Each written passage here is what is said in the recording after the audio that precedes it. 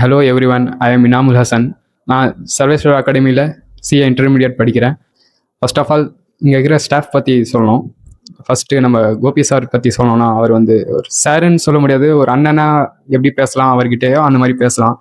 அதே மாதிரி தான் பாலாஜி சாராக இருக்கட்டும், யுவராஜ் சாராக இருக்கட்டும், அக்ஷயா மேம் இருக்கட்டும், எல்லாரும் ஒரு உரிமையோட நம்ம என்ன டவுட் கிளாரிஃபிகேஷன் பண்ணுறதா இருக்கட்டும், எதனா பர்சனல் விஷயத்தை எதனா ஷேர் பண்ணுறதா இருக்கட்டும், எல்லாமே வந்து நல்லா ஒரு அண்டர்ஸ்டாண்டிங்காக அவங்க அவங்க தரப்புலேருந்து எப்படி பேசுகிறாங்களோ அந்த மாதிரி சொல்லுவாங்க அவங்க. நமக்கு நல்லா யூஸ்ஃபுல்லாக இருக்கும். அப்புறம் எங்கள் மந்த்லி வைஸ் எங்கள் மென்டர்ஷிப் ப்ரோக்ராம்லாம் வைக்கிறாங்க. அப்புறம் நல்லா ரிசல்ட்லாம் கொடுத்துட்டு இருக்காங்க. அதனால தான் நானே வந்து ஜாயின் பண்ணேன்.